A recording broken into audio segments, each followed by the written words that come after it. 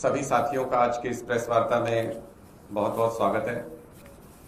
आप सभी को अब लगभग तजुर्बा हो चुका होगा कि आम आदमी पार्टी जब प्रेस कॉन्फ्रेंस करती है तो आधी बार खबर ये होती है कि हमारे किसी नेता पर ईडी की या सीबीआई की रेड पड़ी है, और इस बात के भी अब आप लोग अभ्यस्त हो चुके होंगे कि ईडी और सीबीआई की रेड आम आदमी पार्टी के नेताओं पर इसलिए नहीं पड़ती है कि उन्होंने कोई गुनाह किया है, बल्कि इसलिए पड़ती है क्योंकि उन्होंने बीजेपी में शामिल होने से इनकार कर दिया है। तो ये एक सर्टिफिकेट है जितने भी लीडर्स के ऊपर ईडी और सीबीआई की रेड आम आदमी पार्टी के लीडर्स के ऊपर हो रही है, इसका मतलब कि वो देशभक्त है। इसका मतलब कि उन्होंने देश के खिलाफ जाकर बीजेपी के साथ मिलने से इनकार कर दिया। इसका मतलब कि वो लीडर जिसके ऊपर ईडी की रेड पड़ी है वो भारतीय जनता पार्टी के खिलाफ आम आदमी पार्टी के प्रचार अभियान में जुटा हुआ है। और ये कोई नई बात नहीं है। जैसे ही पश्चिम बंगाल खत्म हुआ, इन्होंने पंजाब में रेड शुरू कर दी। पंजाब के मंत्रियों के ऊपर, पंजाब के लीडर्स के ऊपर इन्होंने रेड करना शुरू कर दिया। कुछ नहीं मिलता किसी रेड में कभी भी, लेकिन ऑफर दिया जाता है हर एक नेता को कि तुम बीजेपी में शामिल हो जाओ। नहीं शामिल होते हैं तो रेड करते हैं, फिर भी नहीं शामिल होते हैं तो गिरफ्तार करते हैं। आज जिस तरीके से आम आदमी पार्टी के गोवा में सह प्रभारी सिंगला जी के यहां पर रेड हुई है, वो स्पष्ट तौर पे ये बताता है कि गोवा के अंदर आम आदमी पार्टी का चुनाव प्रचार अभियान जोर शोर से चल रहा है और भारतीय जनता पार्टी उस चुनाव प्रचार अभियान से डर गई है, घबरा गई है। जैसे पंजाब में हमारे लीडर्स के ऊपर ईडी का अभियान शुरू किया, वैसे ही गोवा के अंदर भी आम आदमी पार्टी के लीडर्स के ऊपर इन्होंने ईडी का अभियान शुरू कर दिया है, क्योंकि गोवा के अंदर भी आम आदमी पार्टी बहुत मजबूती से भारतीय जनता पार्टी का विकल्प बनने की तैयारी कर रही है। लोगों के बीच जाकर के गोवा में भारतीय जनता पार्टी की सरकार को एक्सपोज कर रही है और लोगों का मन धीरे धीरे आम आदमी पार्टी की तरफ मुड़ रहा है। ये एक पैरामीटर भी, एक लिटमस टेस्ट भी है। जिस भी राज्य में हमारे नेताओं के ऊपर ईडी और सीबीआई के हमले शुरू हो जाएं, तो समझ लीजिए कि वहां के लोगों ने आम आदमी पार्टी को पसंद करना शुरू कर दिया है और वहां पर तुरंत ईडी और सीबीआई को भेजा जाता है कि हमसे पॉलिटिकली नहीं संभल रहा है। बीजेपी के लोग कहते हैं कि हमसे पॉलिटिकली नहीं संभल रहा है, तुम जाके किसी तरीके से ईडी और सीबीआई तुम इस मामले को संभालो। किसी भी पुराने केस में किसी को भी गिरफ्तार करके कुछ भी इल्जाम लगा देना और उनको बदनाम करने का प्रयास करना, यह ईडी का मॉडस ऑपरेंडी हो गया। और कोई क्रेडिबिलिटी, आप सोचिए ईडी को क्यों बनाया गया था। ईडी को बनाया गया था कि ड्रग मनी को पकड़ा जा सके। ईडी को बनाया गया था कि आतंकवाद में जो पैसा लगता है उसको पकड़ा जा सके। और ईडी आज के दिन में क्या कर रही है?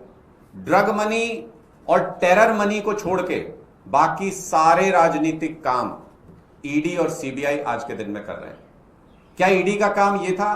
क्या ईडी का कानून, पीएमएलए का कानून इतना सख्त इसलिए बनाया गया था कि पार्टियां तोड़ी जा सकें, दूसरी पार्टी के लीडर्स को बीजेपी में शामिल कराया जा सके?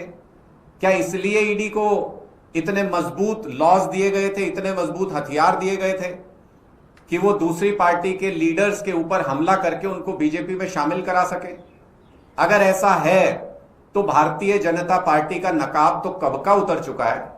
अब वो एक नई विंग क्यों नहीं अनाउंस कर देती भारतीय जनता पार्टी, जिसको सार्वजनिक तौर पर यही कह के नया कानून लाया जाए कि दूसरी पार्टी के लीडर्स को भारतीय जनता पार्टी में शामिल कराने का काम करेगी ये एजेंसी। क्यों ईडी की क्रेडिबिलिटी को खत्म करने का प्रयास भारतीय जनता पार्टी कर रही है, और हो चुकी है क्रेडिबिलिटी ईडी की खत्म। पूरे देश के अंदर आम आदमी पार्टी के नेताओं को लगातार टारगेट किया जाता है। हमारा तो सवाल यह भी है कि अगर देश भर में कांग्रेस ये दावा करती है कि प्रिंसिपल ऑपोजिशन पार्टी है भारतीय जनता पार्टी की, गोवा में भी कांग्रेस पार्टी ये दावा करती है कि वो ऑपोजिशन पार्टी है बीजेपी की, वो टक्कर देते हैं वहां पर, तो इनके नेताओं के यहां रेड क्यों नहीं होती? पंजाब में भी ये दावा करते हैं कि हम बहुत मजबूत पार्टी है कांग्रेस वाले, तो इनके नेताओं के यहां रेड क्यों नहीं होती? क्योंकि कांग्रेस के जिस नेता को फोन करके ये कह देते हैं बीजेपी वाले कि आपके यहां रेड करा देंगे, वो भारतीय जनता पार्टी में शामिल होने को राजी हो जाता है।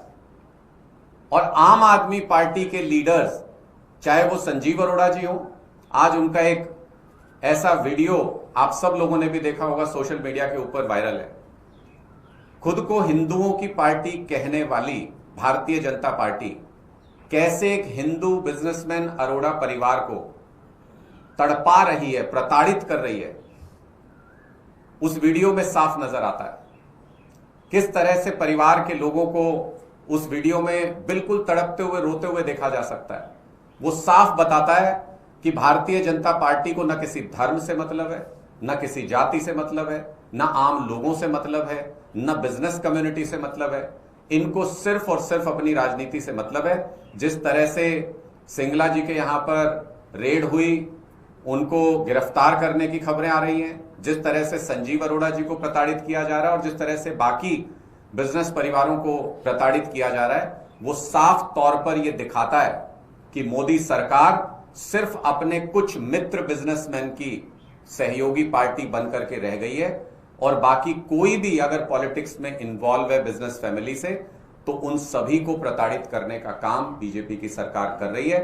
हमारा साफ तौर पे बीजेपी से और मोदी जी से यह कहना है कि अगर आप में हिम्मत है और अगर आपको लगता है कि आपकी पॉपुलैरिटी आज भी बची हुई है जमीन पर, तो राजनीतिक तौर पर मुकाबला कीजिए, वोट के जरिए सीधे तौर पर मुकाबला कीजिए आम आदमी पार्टी का। कहीं टिक नहीं पाएंगे। और ईडी और सीबीआई की धमकियां देना बंद कीजिए। ईडी और सीबीआई से हमारे लोग डरने वाले नहीं है।